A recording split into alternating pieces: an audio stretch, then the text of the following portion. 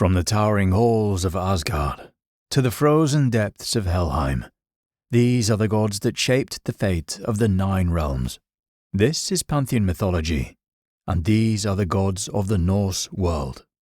If you too want to shape the fate of the realms, be sure to check out our clothing brand, Pantheon Apparel. Here you'll find epic designs inspired by mythology, folklore and legends. We ship worldwide and are rated excellent on Trustpilot. You'll find a link in the description. Right, let's go.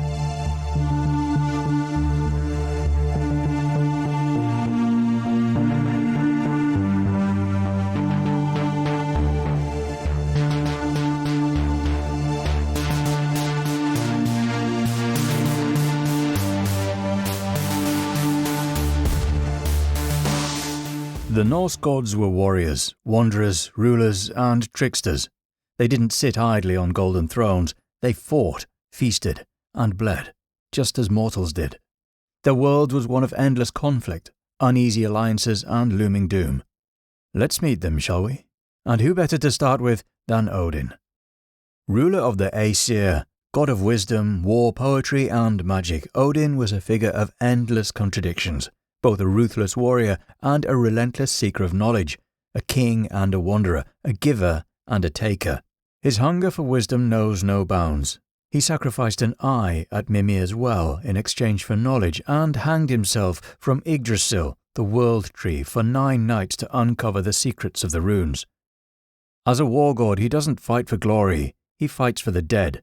He chooses which warriors perish in battle, guiding them to Valhalla, where they will train for Ragnarok.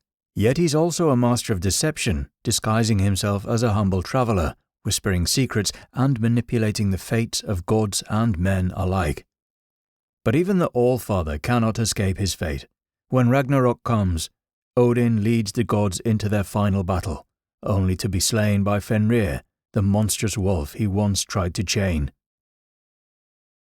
Moving on to Thor, the god of thunder and the mightiest warrior of Aesir. A protector of gods and mortals alike, Thor is the storm given form.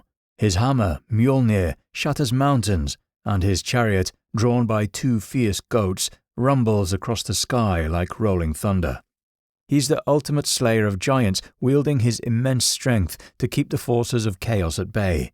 Unlike Odin, who relies on cunning and strategy, Thor's approach is simple. When in doubt, hit it with the hammer. But while he is a warrior, he is no mindless brute. Thor is a god of protection, loyalty, and unshakable courage, always standing between the world of men and the monsters that seek to destroy it. When Ragnarok arrives, he will face Jormungandr, the great serpent, in a battle that will shake the 9 realms. He will strike the killing blow, but not before the serpent's venom claims his life. He walks 9 steps before collapsing, his final victory and his last breath intertwined. Tyr, the god of war, justice, and oaths, is a figure of unshakable honor and sacrifice. While Odin schemes and Thor wields brute strength, Tyr stands for duty above all else. He is the one who ensures fairness in battle and upholds the sacred bonds of trust. His most defining moment comes in the tale of Fenrir, the monstrous wolf. When the gods sought to bind Fenrir, the beast refused unless one of them placed a hand in his mouth as a show of good faith. Tyr, knowing full well what would happen, stepped forward without hesitation. When the chain tightened, Fenrir bit down, severing Tyr's hand. But the gods had secured their victory. Despite his bravery, Tyr's role in the myths fades as Odin and Thor take prominence in the stories of war. But when Ragnarok arrives, he meets his end in a final duel with Garm, the Hound of Hell. The two slay each other, marking the fall of yet another god in the final battle. Baldur, the god of beauty, light, and purity, is the shining heart of Asgard. Beloved by gods and mortals alike, he is radiant, noble, and seemingly untouchable. But beneath his brilliance lies a tragic fate. Plagued by visions of his own death, his mother, Frigg, made every object in existence swear never to harm him. Every object except mistletoe, which she deemed too small to be a threat. Seeing an opportunity for chaos, Loki fashioned a spear from mistletoe and tricked Baldur's blind brother, Surtr, into hurling it.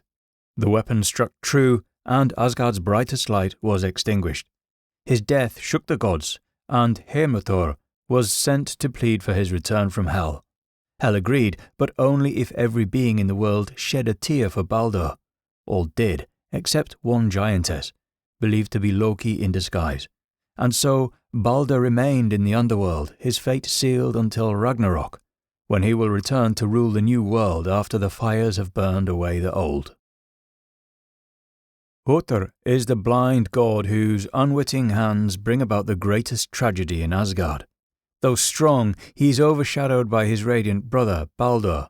When the gods made a game of throwing weapons at Baldur, believing him invulnerable, it is Surtr who was tricked by Loki to deal the fatal blow. Surtr's crime was not his own, yet he paid the price.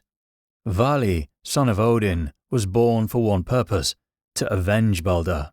He grew to adulthood in a single day and struck down Surtr without mercy. His death was not the end, however. Like Baldur, Surtr is destined to return after Ragnarok, when the old world is gone and a new age begins. Vidar is the god of vengeance and silence, a figure of quiet strength who rarely speaks but whose actions will shake the cosmos. Foreseeing Odin's doom at Ragnarok, he prepares for the inevitable, growing in power and waiting for his moment. When Fenrir strikes down the Allfather, Vidar does not hesitate. With a specially crafted boot reinforced by all the discarded leather straps of mankind, he plants his foot on the wolf's lower jaw, forcing its mouth open before driving his sword through its throat. Unlike many of the gods who fell at Ragnarok, Vidar survives. He is among those who will inherit the new world, rising from the destruction to help rebuild what was lost. Vali, who we briefly mentioned a moment ago, is the god of revenge, born for a singular purpose, to avenge Baldur. The son of Odin and the giantess Rinda, Vali was conceived purely as an instrument of retribution. He grew to adulthood in a single day, wasting no time before hunting down Surtr and striking him down without hesitation. His role in vengeance did not end there. When the gods captured Loki for his crimes, they used Vali once more as an agent of punishment. He was transformed into a wolf and set upon Loki's son, Nafi, tearing him apart. The gods then took Nafi's entrails and used them to bind Loki. Bragi is the god of poetry and eloquence, his words flowing as smoothly as the mead of inspiration he is said to serve. A master of verse, he welcomes fallen warriors to Valhalla, honouring them with songs of their deeds. His tongue is as sharp as any blade, and his wisdom is etched into the very fabric of skaldic tradition. Married to Idun, the goddess who guards the apples of youth, Bragi's presence in the myths is quieter than that of the great warriors and tricksters, but his role is no less important. Through poetry, he preserves the tales of gods and heroes, ensuring their stories will never fade. Heimdall, the ever-watchful guardian, stands at the edge of Asgard, keeping watch over the Bifrost, the burning bridge between the worlds. His senses are unmatched. He can see for miles, hear the grass grow, and needs no rest. With his mighty horn, Gjallarhorn, he waits for the day he must sound the alarm, calling the gods to battle at Ragnarok. Born of 9 mothers, Heimdall possesses wisdom, strength, and an unshakable sense of duty. He and Loki are fated enemies, their conflict stretching beyond mere trickery and vengeance. When the final battle comes, Heimdall will face Loki in a single combat. Though he will strike down the trickster, he too will fail. His watch finally ended. Hermod, the swift-footed messenger of the gods, is best known for his desperate ride to Hel in an attempt to bring Baldur back from the dead. When grief consumed Asgard, it was Hermod who volunteered to make the perilous journey. Mounted on Sleipnir, Odin's 8-legged steed, he rode for 9 nights through cold and darkness until he reached the golden bridge of Gjallabru, where the maiden Morgoth stood guard. After confirming his purpose, she allowed him to pass, and he continued onward to the gates of Hel. Although unable to bring him back, Baldur gave him Draupnir, the golden ring that had been burned with him on his funeral pyre, to return to Odin. Beside him sat his wife, Nanna, who had died of grief after Baldur's death. She sent gifts for Frigg and Fula, ensuring that even in death she would not be forgotten. With nothing more to be done, Hermod rode back to Asgard. His mission had failed, but his courage and devotion ensured his place in the sagas of the gods.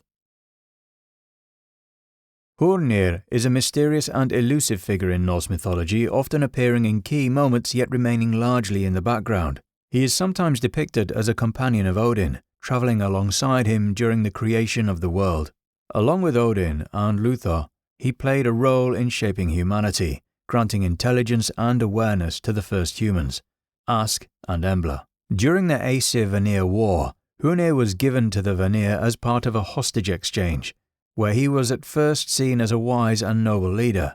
However, when left to make decisions without Mimir by his side, he faltered, offering only vague answers. This led to frustration among the Vanir, contributing to tensions between the two groups. Loddur is often mentioned in connection with the creation of humanity. Alongside Odin and Hoenir, he played a crucial role in shaping the first humans. While Odin gave them spirit and Hoenir granted intelligence, it was Loddur who bestowed them with warmth, blood, and physical appearance, breathing life into their forms. His true nature remains uncertain. Some theories suggest he's connected to the Vanir or an older forgotten deity, and like many of the more well-known gods, Loddur fades into obscurity after his role in creation, leaving scholars to debate his place in the Pantheon.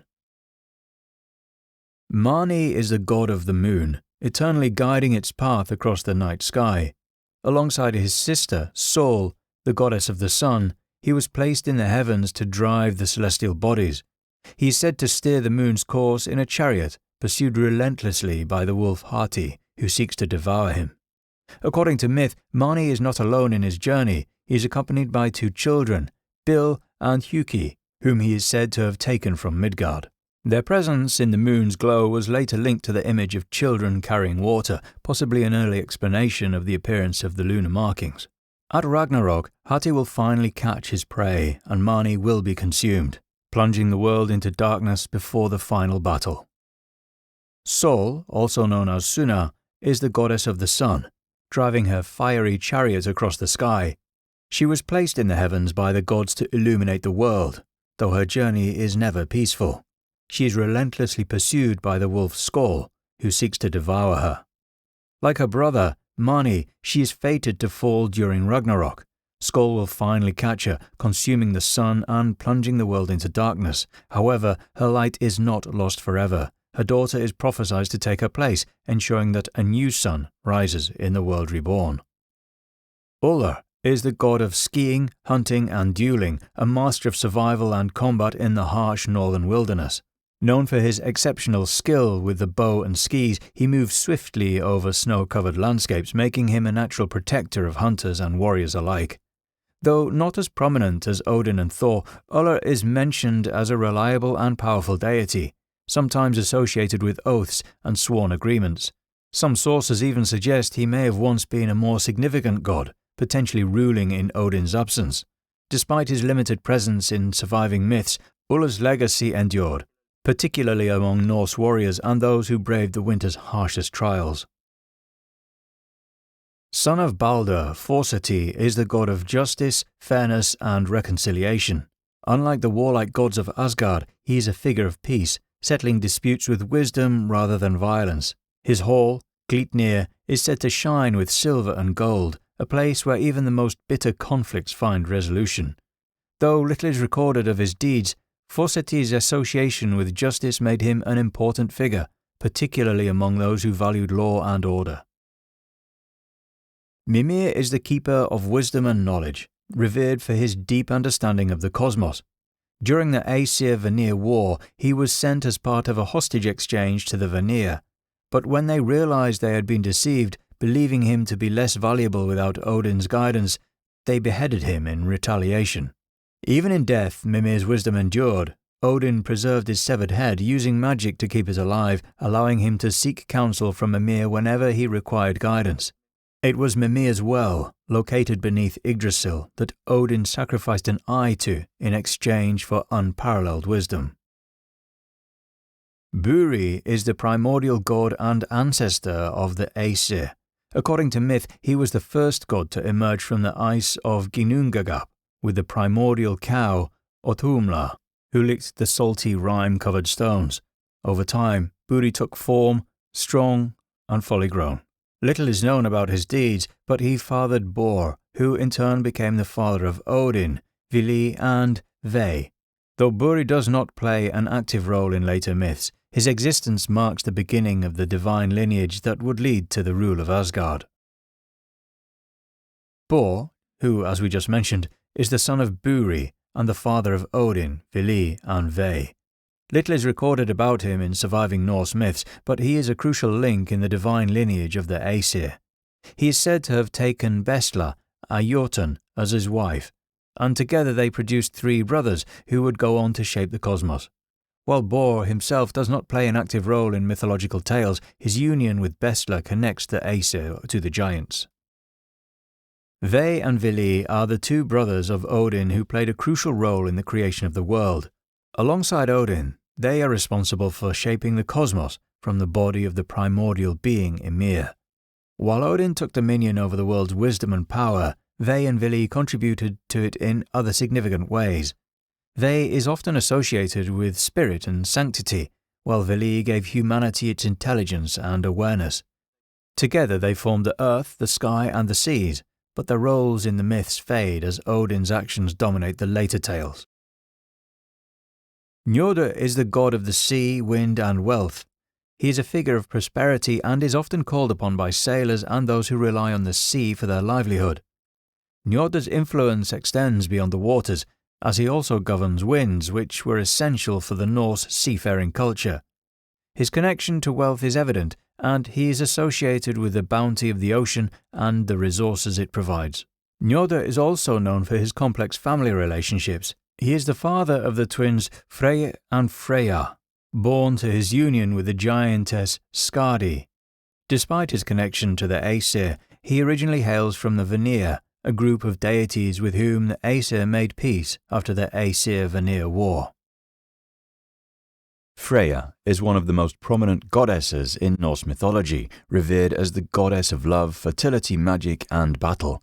She's associated with beauty and desire and is often called upon to bless marriages and fertility. Freya is also known for her powerful connection with Surtr, a form of magic and divination practiced by the Norse gods, which she taught Odin. However, Freya is not just a goddess of peace and love. She also has a fierce warrior aspect. She is the ruler of Folkvanger, the afterlife realm where half of those who die in battle are taken, while the other half go to Valhalla. Freya herself is said to ride a chariot pulled by 2 large cats, further emphasizing her divine power and grace. Freya is also famous for her possession of the magical necklace, Brisingamen, which was forged by dwarves and is often associated with her allure and beauty. Despite her many roles, her character represents a balance between love, war and magic. Freyr, god of fertility, prosperity and peace, revered for his ability to bring abundance to the earth. As the brother of Freya, he shares many qualities of beauty and grace but is also associated with more peaceful, harmonious aspects of nature. Freyr is linked to the growth of crops and the well-being of both humans and animals, ensuring prosperity through the fertile land. He is often depicted with his magical boar, Gullveig, who can run faster than any horse even through water. Freyr's connection to peace is emphasized by his role in ensuring harmony between the Aesir and Vanir after the Aesir-Vanir War. Freyr is also known for his powerful magic with his possession of the ship Sklidbadnir, a ship that can always find the right wind and be folded up to fit in a pocket. His most significant symbol, however, is his mighty sword, which is said to fight on its own, a gift to him by the dwarf Skirnir. Though he is a god of peace, Freyr's sword plays a role in the myths surrounding the end of the world, as it will be used in the final battle of Ragnarok. Gullveig is a mysterious and somewhat enigmatic figure in Norse mythology, primarily associated with the Vanir and possibly linked to magic. In some sources, she is described as a figure of greed and witchcraft, often connected to the theme of magic and transformation. Gullveig plays a significant role in the events leading to the Aesir-Vanir War, according to the poetic Edda. She was slain 3 times by the Aesir, only to be reborn each time, which might symbolize her connection to the magical arts and her association with the practice of Surtr, a form of sorcery. Her rebirth after death emphasizes her resilience and possibly her symbolic role in the tensions between the Aesir and Vanir, ultimately contributing to the war between the two groups. Despite her role in the conflict, Gullveig does not appear in many myths beyond her involvement in the early events of the Aesir-Vanir War, leaving much of her story and significance open to interpretation. Frigg is the queen of the gods and the goddess of foresight, motherhood, and marriage. As the wife of Odin, she holds a prominent role in the Pantheon and is often depicted as a wise, compassionate figure deeply connected to family and the well-being of the Aesir. She is especially known for her ability to see the future, though she rarely reveals what she knows. This foresight gives her a profound understanding of fate, which is why she is often associated with the protection of her family and the preservation of peace within Asgard. As a mother, Frigg is fiercely protective, particularly of her son, Baldur, whose death brings her immense sorrow. Frigg is also the goddess of marriage and domestic harmony, overseeing the sanctity of family life and relationships. Her hall, Fenshalle, is a place of peace and quiet wisdom where she offers counsel to the gods and mortals alike. Despite her great powers, Frigg's role in myth tends to be more passive compared to other gods, often working behind the scenes to maintain balance.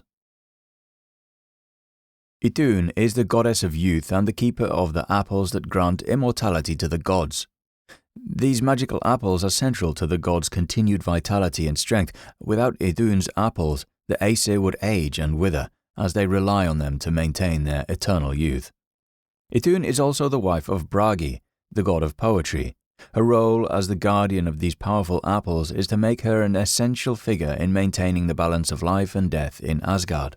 In one myth, Idun is abducted by the giant Thjazi, which threatens the gods' immortality, but she is eventually rescued by Loki, restoring their youth and vitality. Sif is the goddess of harvest and fertility, known for her connection to the earth's bounty. As the wife of Thor, she is often depicted as a nurturing figure, associated with the flourishing of crops and cycles of nature. Her golden hair, often described as shimmering like fields of grain, is symbolic of the harvest and the nourishing qualities of the earth. In one well-known myth, Loki cuts off Sif's hair as a prank, leading Thor to seek revenge on Loki. In compensation, Loki has the dwarves create a new head of hair for Sif, made of gold, which grows just like real hair. The golden hair is said to symbolize the wealth and prosperity she brings to the land. Nana is the goddess associated with peace and joy, known for her deep love and devotion to her husband, Baldur. She's often depicted as a figure of beauty and gentleness, embodying the softer aspects of the divine. Nana's peaceful nature contrasts with the tragedies that unfold in Norse mythology, especially when it comes to the death of Baldur. Her grief over his death is so profound that it is said to have caused her own death, with some sources claiming she died of a broken heart shortly after Baldur's demise. She's often remembered as a symbol of the sorrow that can come with loss. Gefjun is the goddess of fertility and ploughing, revered for her ability to ensure land's productivity and the prosperity it brings. She's often depicted as a powerful and independent figure capable of transforming barren land into fertile ground through her work with ploughs. One of the most well-known myths involving Gefjun tells of her using the plough to carve out the land that became the island of Zealand in Denmark. According to the tale, she tricked the Swedish king, Gylfi, into giving her land, and with the help of her 4 sons who were transformed into oxen, she ploughed the land, which then broke off and became an island. Fulla is a lesser-known figure in Norse mythology, often described as the handmaiden of Frigg, the queen of the gods. As Frigg's closest attendant, Fulla serves her in matters of trust, carrying out tasks that often involve secrecy and discretion. She is typically portrayed as a quiet and devoted figure, attending to Frigg's needs and assisting with matters that require confidentiality. While not as prominent as other gods or goddesses, Fulla is sometimes associated with fertility and abundance, particularly in her role as a protector of Frigg's sacred belongings. She's also depicted as carrying a box, possibly containing items of importance or secrets. Helene is the goddess of protection and comfort, often seen as a supportive figure. She's closely connected to Frigg, the queen of the gods, and is sometimes described as one of her handmaidens. Helene's role is to offer protection and solace, particularly in times of distress, which makes her a comforting and reassuring presence among the gods. Lofn is the goddess of forbidden love, often invoked to facilitate relationships that are disapproved or restricted. Her name is derived from the Old Norse word of lof, meaning permission or approval, reflecting her role in granting consent for love that would otherwise be hindered by societal norms, family or law. While Lofn is not as prominent in surviving Norse mythology as other goddesses, she plays a key role in the narratives surrounding love and desire. In some accounts, she's said to help lovers unite when their unions are deemed impossible, often stepping in when obstacles, be they familial or divine, stand in their way. Var is the goddess who oversees oaths and contracts, ensuring that promises made between the individuals and gods are kept. She's associated with truth, fidelity, and the consequences of breaking one's word. As a protector of oaths, Var is often invoked in situations involving solemn vows, agreements, and pacts, ensuring that both sides adhere to the terms set. Her name is derived from the Old Norse word var, meaning pledge or faith, further emphasizing her role as a guardian of honesty and commitment. In some sources, Var is also linked to the laws of the natural world, ensuring that the sacred and binding relationships between the gods and mortals remain intact. Vor is the goddess of wisdom and awareness, often associated with knowledge, insight, and the ability to see beyond the surface of things. She's considered a wise and perceptive figure, guarding the deeper truths and guiding those who seek understanding. Though not as well known as some other goddesses, Vor plays an important role in the Norse Pantheon, representing the idea that true wisdom comes from careful observation and awareness.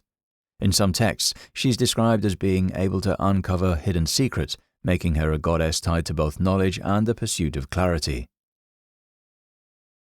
Saga is a goddess of wisdom, often linked to storytelling, knowledge, and foresight. She's mentioned in the prose Edda as one of the Aesir, the female deities of the Aesir. Saga is closely associated with the whole of Sokvabekkr, where she and Odin are said to drink together, possibly sharing wisdom and recounting ancient tales. Some scholars suggest that Saga may be another name for an aspect of Frigg, given their similar roles and connections to prophecy. While her exact function remains uncertain, she is often seen as a goddess of history and oral tradition, ensuring that the deeds of gods and heroes are remembered. Sjofn is a goddess associated with love and passion, particularly in fostering romantic and emotional connections. Also mentioned in the prose Edda as one of the Aesir, her role is to inspire affection and turn people's hearts towards love, making her a divine force behind attraction and devotion. Snotra is a lesser-known goddess in Norse mythology associated with prudence, wisdom, and self-discipline. She is mentioned briefly in the prose Edda as a Aesir, though little else is recorded about her. Her name is derived from the Old Norse word snotr, meaning wise or clever, reinforcing her connection to intelligence and measured judgment. Eir is the goddess of healing, known for her profound knowledge of medicine and the art of healing wounds. She is another Aesir and is sometimes described as a divine physician who aids both gods and mortals.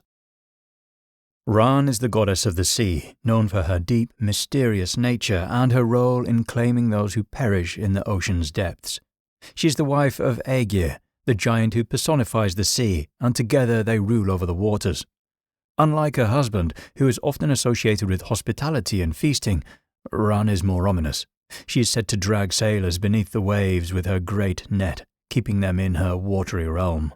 She and Aegir have 9 daughters, each representing different aspects of the sea's movement and power. While she can be feared as a force of drowning and death, Ran was also revered by seafarers, who would make offerings to her in the hopes of a safe passage. Skadi is the goddess of winter, skiing, and hunting, known for her fierce independence and connection to the cold, rugged landscapes of the north. A Jotun by birth, she became associated with the Aesir after seeking vengeance for her father, Thjazi, who was slain by the gods. Instead of war, Skadi was offered compensation, including a husband chosen from among the gods, but with a twist. She had to choose based on only their feet. Expecting to pick Baldur, she instead chose Njord, a sea god whose feet were beautiful but whose life by the ocean was far from her icy mountain home. Their marriage was short-lived, as Njord longed for the sea, while Skadi preferred the cold peaks of her homeland. Eventually they parted ways, and Skadi remained in the mountains. Gna is a messenger goddess who serves Frigg, the queen of the Aesir. She is tasked with carrying out Frigg's commands and delivering messages across the worlds, making her one of the divine couriers in Norse mythology. She rides a swift, magical horse named Hofvapnir, which can travel between air and water, allowing her to move freely between realms. Due to this ability, she's often associated with speed and communication. Now we have Loki, the infamous trickster of Norse mythology, a shapeshifter, a deceiver, and sometimes even a reluctant ally to the gods. Loki's nature is as unpredictable as the chaos he sows. Neither fully Aesir nor entirely Jotun, he walks the line between friend and foe, manipulating events for his own amusement or, at times, for the greater good, though often at a terrible cost. Loki is the father of some of the most feared beings in Norse mythology, including Fenrir, the monstrous wolf destined to devour Odin, Jormungandr, the world serpent that encircles Midgard, and Hel, the ruler of the underworld. He also mothered Sleipnir, Odin's 8-legged horse, after shapeshifting into a mare to outwit a giant stallion. His mischief ranges from harmless pranks such as cutting off Sif's golden hair to catastrophic betrayals, with his greatest crime being the role in the death of Baldur. Though bound by the gods for his treachery, Loki's fate is far from over. At Ragnarok, he will break free, leading the forces of destruction against Asgard in the final battle, where he and Heimdall are destined to slay one another. Wife to Loki, Angerboda is a fearsome giantess whose very name means bringer of grief. She dwells in Jotunheim, far from the gods of Asgard, and it is with her that Loki fathers 3 of the most infamous beings in Norse mythology. Unlike Loki's more well-known consort, Sigyn, Angerboda is rarely mentioned beyond her role as the mother of monsters. Yet her legacy looms large, as the children she bore will play pivotal roles in Ragnarok, bringing about the downfall of the gods. Surtr is the towering fire giant who stands at the edge of Muspelheim, his flaming sword burning brighter than the sun. He is the guardian of the primordial fire and the force of destruction destined to bring about the end of the world. While he plays little role in the myths before Ragnarok, his presence is a looming threat, a being of pure devastation waiting for his time to strike. When Ragnarok begins, Surtr will lead the giants against the gods, setting the world ablaze as he cuts down foes with his burning blade. It is he who will bring the final destruction, engulfing Asgard and Midgard in flames, ensuring that nothing remains of the old world. Ymir is the primordial giant from whom all life in Norse mythology originates. He was formed in the void of Ginnungagap, where the icy rivers of the Niflheim met the fiery heat of Muspelheim. From this clash of elements, Ymir emerged, the first being and the ancestor of the Jotnar, the race of the giants. As he slept, new life sprang from his body. His sweat birthed other giants, and the first gods arose from this chaotic existence. However, Odin and his brothers, Vili and Ve, saw Ymir as a threat and slew him. From his corpse, they shaped the world. His blood became the seas, his flesh the land, his bones the mountains, and his skull the sky. His brain was cast into the heavens, forming the clouds, while his eyebrows created Midgard, the realm of humanity. Bestla is a Jotun and mother of Odin, Vili and Ve. She is one of the few giantesses mentioned in Norse mythology, though little is known about her beyond her lineage. She is the daughter of Bolthorn, a mysterious giant whose name means thorn of misfortune or evil thorn. Through her union with Borr, the son of Buri, she gave birth to the 3 brothers who would go on to slay Ymir and shape the cosmos from his body. Hrungnir was a powerful and boastful Jotun known for his immense strength and arrogance. He's best remembered for his ill-fated duel with Thor, which ended in his brutal defeat. According to the prose Edda, Hrungnir was invited to Asgard after a drinking contest with Odin, where he boasted that he could destroy Valhalla and take off both Sif and Freya for himself. Angered by his arrogance, the gods called upon Thor to deal with him. Hrungnir fled to Jotunheim, where he armed himself with a massive stone shield and a whetstone as his weapon. In the ensuing battle, Thor hurled Mjolnir, shattering Hrungnir's whetstone and crushing his skull. However, a fragment of the whetstone lodged itself in Thor's forehead, causing him great pain until it was later removed by the sorceress Groa. Thrymr was a Jotun known for his cunning and greed, infamous for stealing Mjolnir, Thor's mighty hammer. Hoping to use it as leverage, he demanded Freya's hand in marriage in exchange for its return, believing the gods would have no choice but to comply. His plan, however, was doomed from the start. Instead of sending Freya, Loki devised a scheme. Thor would disguise himself as the goddess, veiled and dressed in bridal attire, to infiltrate Thrymr's hall. The unsuspecting giant prepared a grand wedding feast, oblivious to the deception. During the banquet, Thor's appetite nearly gave him away, as he devoured an entire ox and drained multiple barrels of mead. Loki, playing the role of the clever bridesmaid, made excuses for Freya's strange behavior, claiming she had fasted out of excitement for the wedding. When the time came for the ceremonial exchange of gifts, Thrymr eagerly presented Mjolnir to his bride. The moment Thor grasped his hammer, the ruse was over. He cast off his disguise and slaughtered Thrymr along with his kin, ensuring no giant would dare steal from the gods again. Hyndla is a wise giantess known for her deep knowledge and genealogy and ancestral lineage. She appears in Hyndluljóð, a poem for the poetic Edda, where she is sought out by Freya to reveal the noble heritage of Ottar, one of Freya's followers. Unlike many other Jotnar, Hyndla does not rely on brute strength or trickery. Instead, her power lies in her vast wisdom. She possesses knowledge of the gods, kings, and warriors of old, making her a crucial figure for those seeking to prove their lineage. Skrymir, also known as Utgard-Loki, is a powerful giant king who tests Thor and his companions during their journey to the stronghold of Utgard. Unlike the brutish giants Thor often faces, Skrymir relies on cunning and illusion to challenge the gods. During their travels, Thor, Loki, and their companion Thjalfi encounter Skrymir, who offers to share his massive provisions with them. However, when Thor tries to open the giant's food sack, he finds it impossible to untie. Frustrated, he strikes Skrymir with his hammer multiple times as he sleeps. But the blows seem to have no effect. Each time the giant merely stirs and claims to have felt nothing more than a falling leaf or an acorn. Upon reaching Utgard, Thor and his companions face a series of seemingly impossible contests, only to later learn they have been deceived by powerful illusions. Skrymir reveals that he had disguised himself as the ruler of the stronghold, Utgard-Loki, and that Thor's hammer strikes had, in reality, nearly split a mountain apart.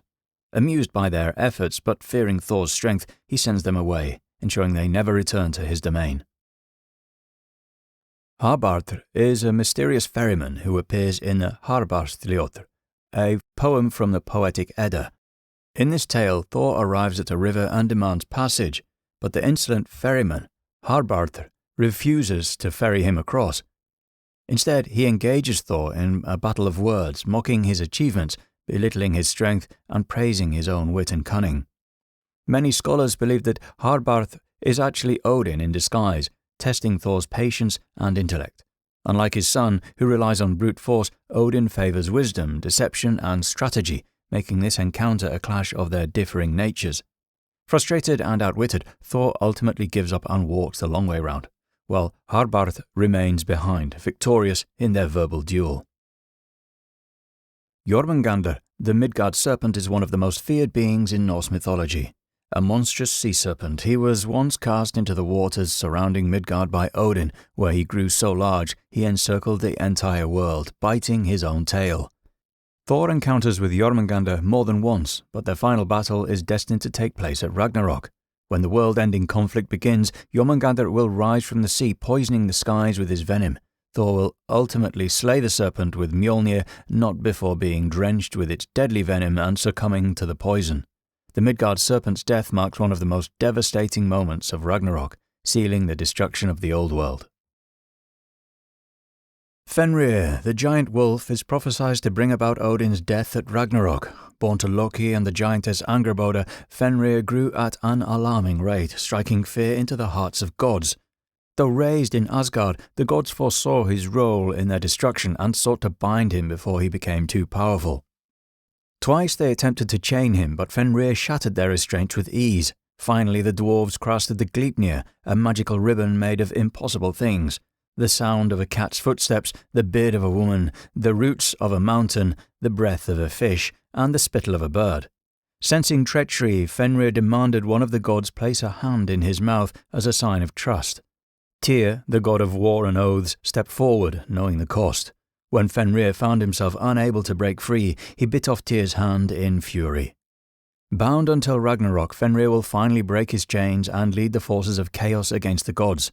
He will seek out Odin on the battlefield, devouring him before being slain by Odin's son, Vidar, who will drive his foot into the wolf's jaws and tear him apart. Hel is the ruler of the underworld and the daughter of Loki and the giantess Angerboda.